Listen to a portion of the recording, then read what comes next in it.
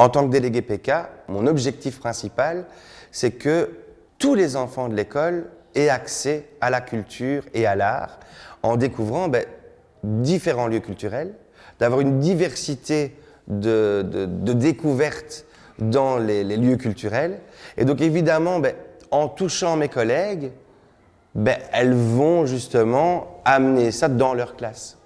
Et donc évidemment, les enfants vont pouvoir avoir de la culture et de l'art de la M1 à la P6. C'est ça qui me motive d'être délégué PK, c'est que les enfants puissent découvrir et aimer l'art et la culture.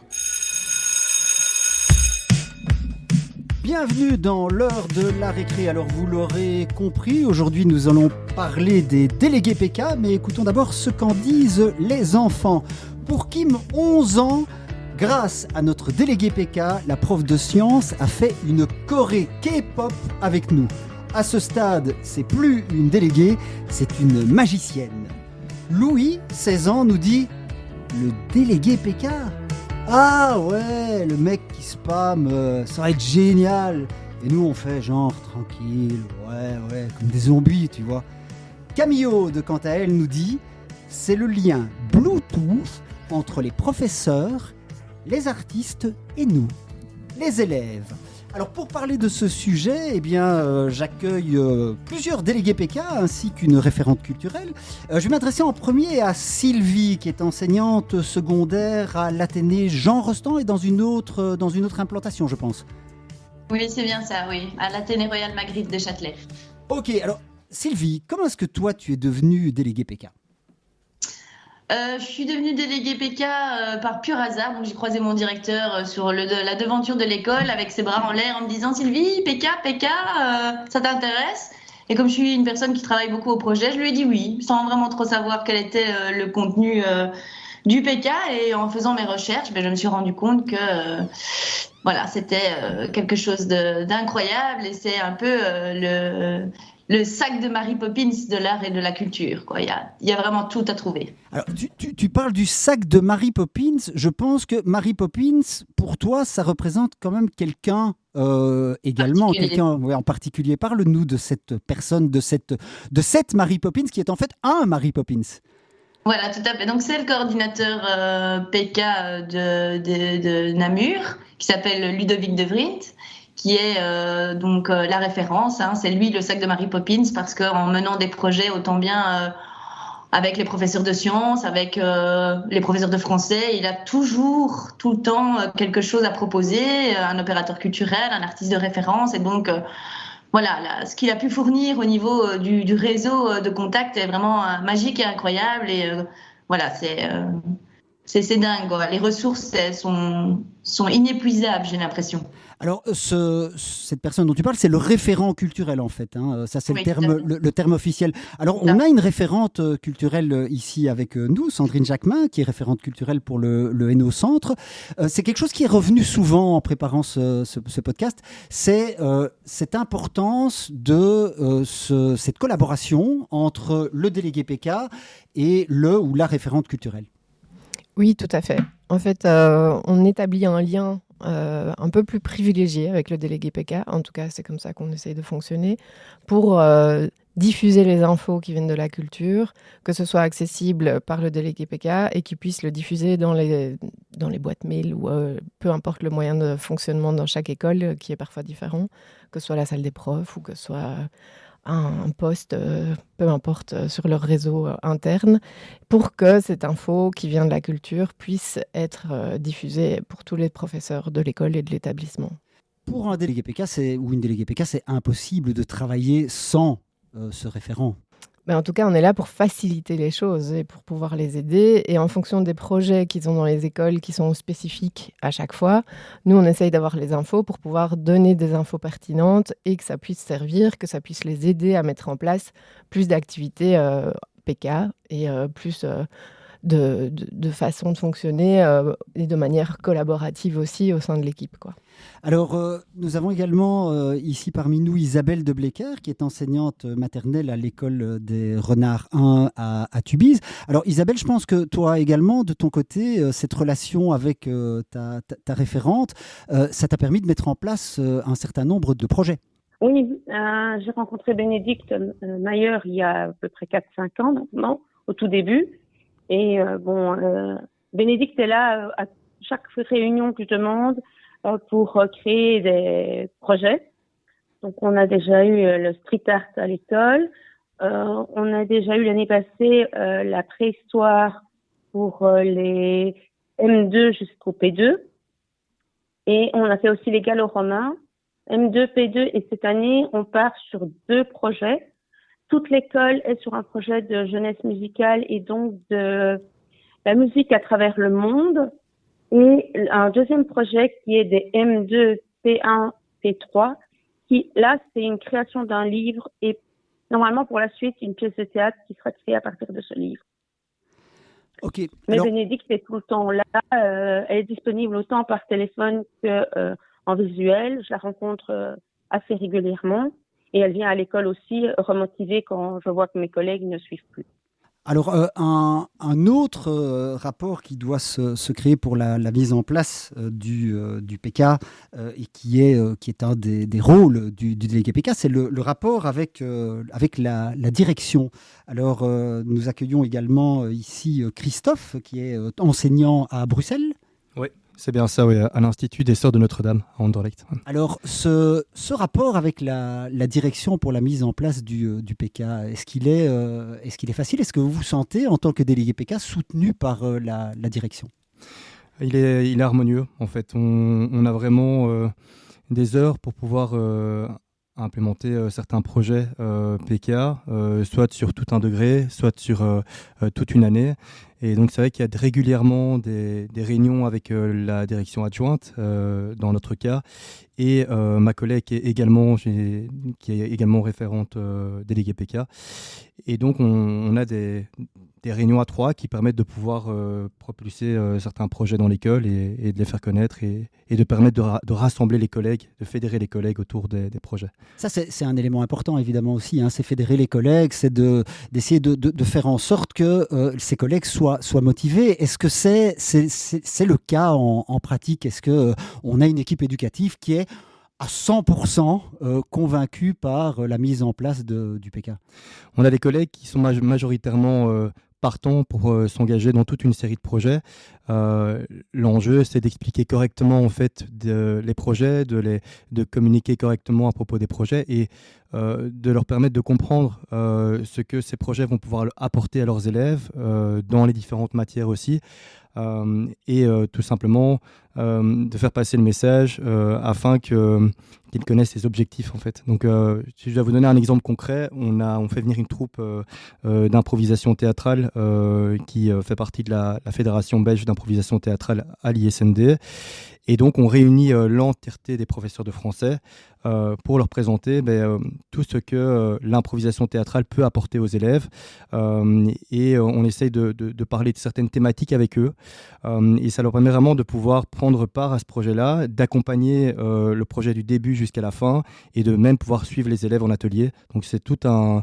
Et l'enjeu, effectivement, c'est d'avoir une communication optimale, quoi. Alors, tu évoquais, Christophe, les heures qui sont libérées. On accueille également Maroussia Pakuchevski, qui est enseignante maternelle et primaire à la ville de Mons et qui, elle, a un rôle de délégué PK un petit peu particulier.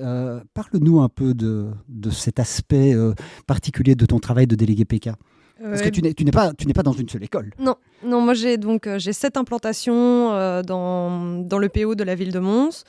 Et donc en fait, moi je fais le transfert d'informations, je conseille les autres enseignants qui viennent vers moi, mais je fais majoritairement de l'artistique en fait. Donc moi, c'est moi qui fais dans les diverses implantations, je prends la classe en charge et je réalise tout ce qui est artistique et culturel avec les élèves.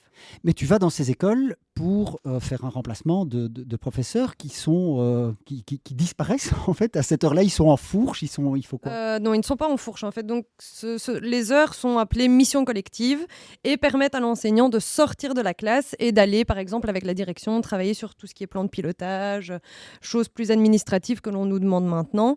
Et moi, je suis en charge de la classe durant ces périodes-là et je réalise tout ce qui est artistique et autres projets de l'école.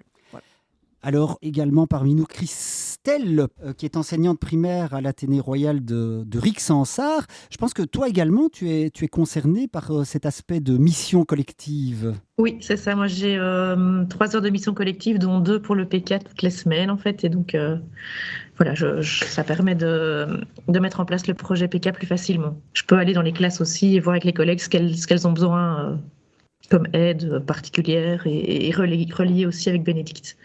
Sandrine, c'est quelque chose qui est commun, cet aspect de mission collective dans les écoles. Est-ce qu'il y a beaucoup d'enseignants qui sont concernés par ça? Mais en tout cas, ça facilite, comme Christelle le dit, d'avoir ces heures de mission collective. Ça permet à la direction d'avoir une intervenante de son équipe qui peut gérer un peu plus le PK et donc la direction délègue. Et ça se met de plus en plus en place dans les écoles. Enfin, je ne suis pas étonnée d'entendre qu'il y ait plusieurs enseignants ici qui travaillent pendant les heures de mission collective pour le PK. C'est ce qui permet à ces enseignants de travailler pendant les heures aussi attribuées dans leur planning de la semaine et que ce ne soit pas quelque chose en plus dans leur horaire. Et ça, c'est important parce que déléguer PK, c'est du bénévolat, en fait, si on fait ça en plus de ces heures. Donc, c'est intéressant de pouvoir trouver une solution avec ces heures de mission collective. Cet aspect-là, et là je m'adresse à tout le monde, cet aspect-là de travail en plus, est-ce que c'est quelque chose qui, quelque part, est un frein à l'idée d'endosser ce rôle de délégué PK?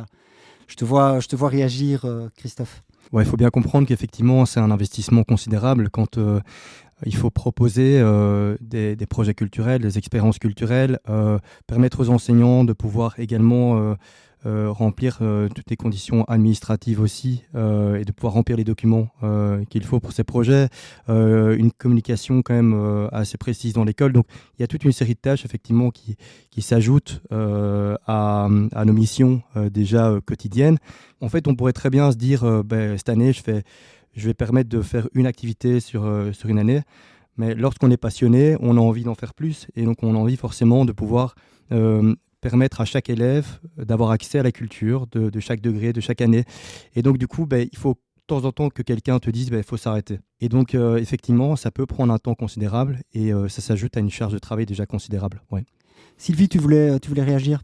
Oui, je voulais réagir parce que moi, je n'ai pas des heures de mission, donc c'est du travail en plus de mon horaire au quotidien. Et c'est vrai que voilà, par rapport à ce que Christophe disait, c'est que voilà, Christophe, excuse-moi, il faut être passionné. Après, voilà, quand on arrive à faire du travail collaboratif avec les arts et les sciences, par exemple, voilà, on est poussé par la curiosité, tout se mélange, et donc on est porté par ce projet. Mais c'est clair que voilà, dans certains cas, comme le mien, par exemple, c'est du travail purement bénévole, quoi. Christelle, une petite réaction par rapport à ça?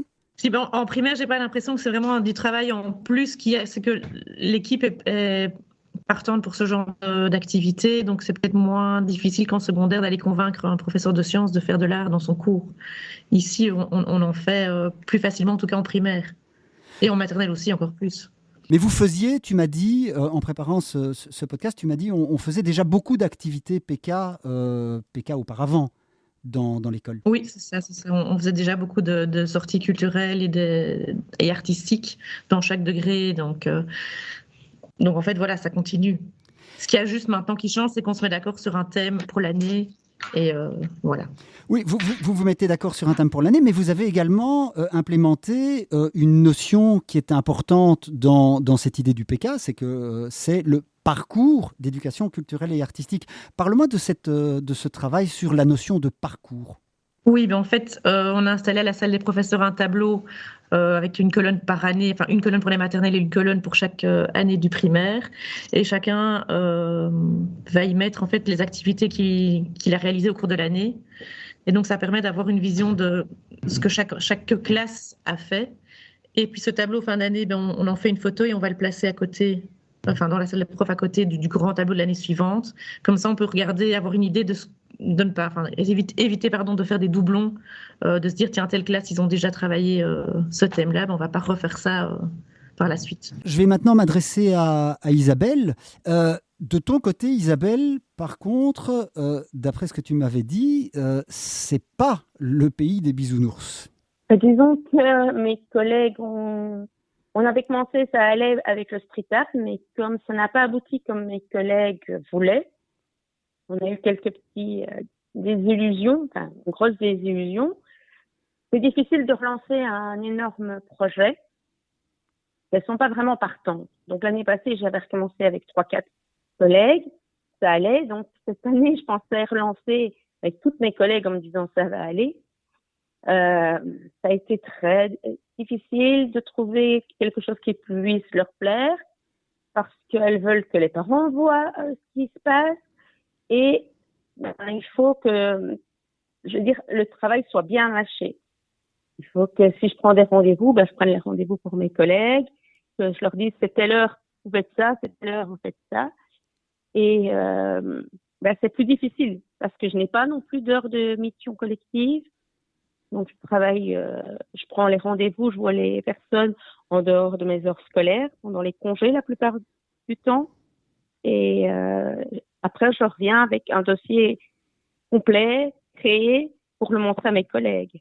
Il y a également une chose dont tu m'avais parlé qui était une erreur dont tu t'étais rendu compte que tu avais commise tout au début de ton parcours en tant que délégué PK. Oui, je voulais que tout le monde participe. Et en fait, je me suis rendu compte que pousser des gens qui, au départ, n'étaient pas intéressés, c'est pas la bonne chose. Je pense que c'est ça aussi qui a créé la désillusion sur le street art. Parce qu'on n'est pas arrivé à ce que certaines collègues voulaient aboutir. Question d'argent, question de temps.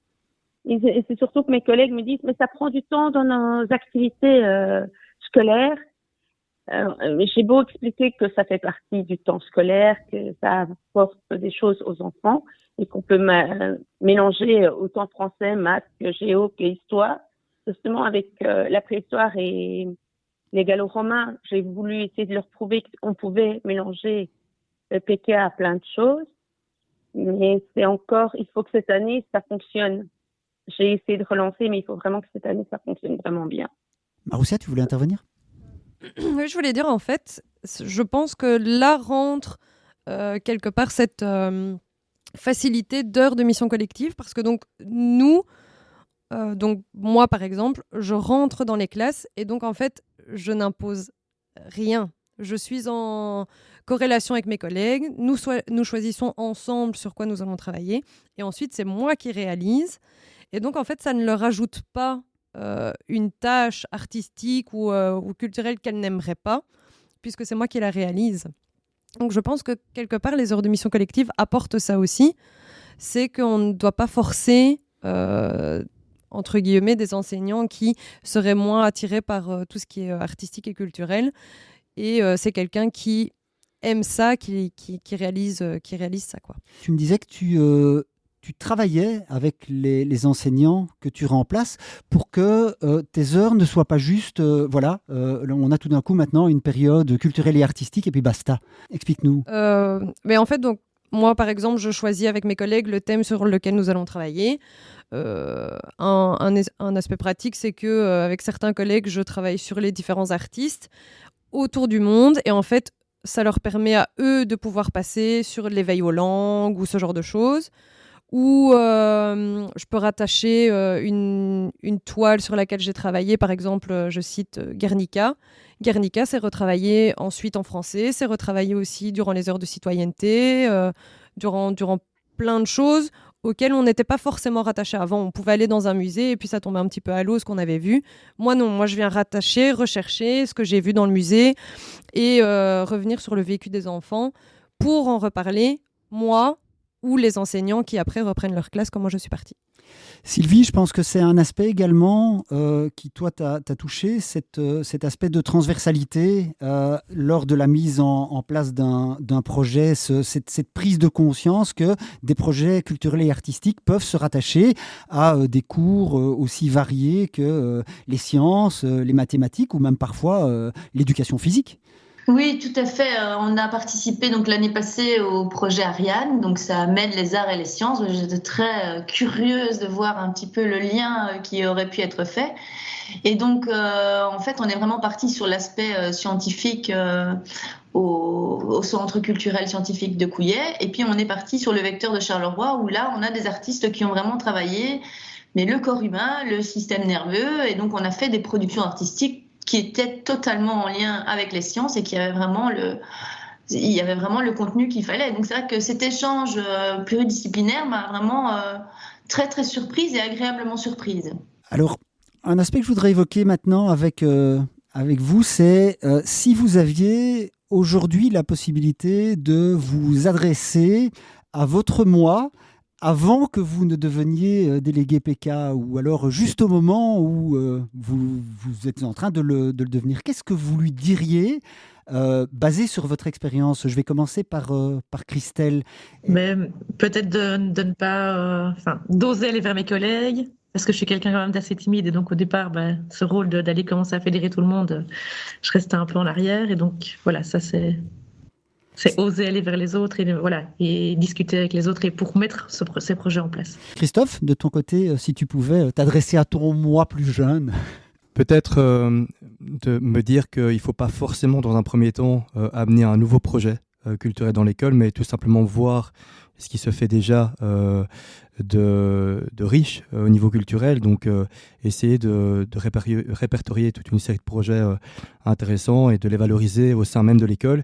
Et la deuxième chose, c'est qu'à l'ISND, en Anderlecht, on a la chance d'être en binôme pour gérer tout cet aspect PK.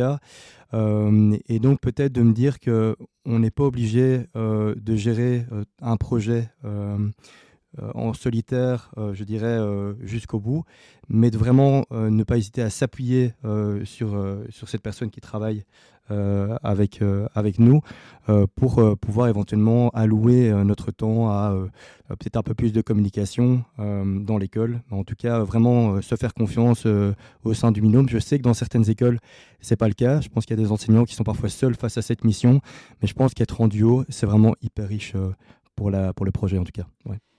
Sylvie, est-ce que tu as de ton côté quelque chose à rajouter par rapport à ça? Qu'est-ce que je pourrais dire? Je pourrais dire fonce. Rien n'est impossible. Il n'y a pas de limite. Donc voilà, il faut oser, il faut être curieux, il faut partager. Sandrine, on va terminer avec toi. Est-ce que trouver des délégués PK, c'est facile? C'est pas compliqué. Maintenant, quand c'est expliqué, en fait, c'est plus facile. Et c'est ce que je disais quand on s'est vu tout à l'heure, c'est qu'en fait, le fait d'être en réalité, en one-to-one ou même dans une équipe, quand je vais en concertation, d'expliquer ce que c'est le rôle d'un délégué PK,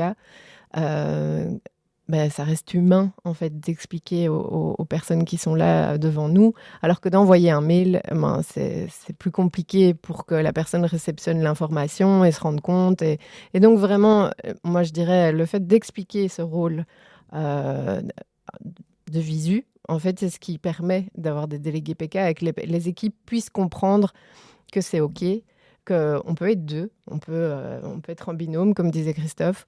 On peut aussi, être plus à l'aise par rapport à l'équipe, parce que ça peut être un choix d'équipe aussi, de dire toi, tu as plus une fibre artistique ou culturelle, ça ne te botterait pas. Puis la personne a le droit de dire non aussi, de dire non, moi, je ne me sens pas capable, ou alors est-ce que quelqu'un veut bien le faire avec moi? Et donc, c'est aussi c'est un atout, c'est un appui, et puis ça met une dynamique aussi différente.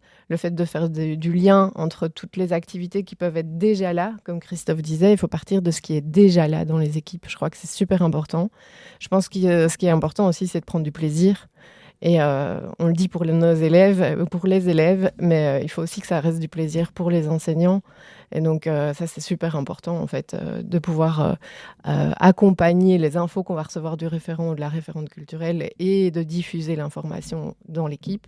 Mais il ne faut pas être porteur de tous les projets qui se passent dans l'équipe, parce que sinon, ça, c'est vraiment compliqué. Ça doit être très, très lourd, en fait, d'être vraiment la locomotive qui va embrayer et enchaîner tout ça et mettre bout à bout tous les wagons de ce qui se passe dans l'équipe. Non, moi, je pense que c'est une personne relais, en fait, qui va pouvoir aider et diffuser les informations qu'elle reçoit, en fait. Tu voulais dire quelque chose, Sylvie, avant qu'on clôture?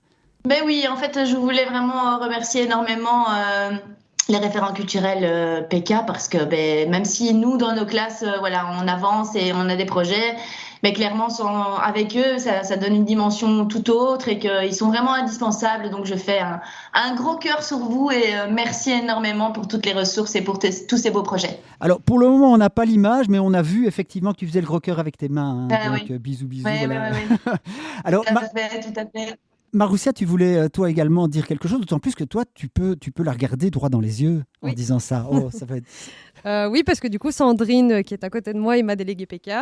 Et j'étais un peu seule. C'est pas ta déléguée PK. C'est ma référente culturelle, oui.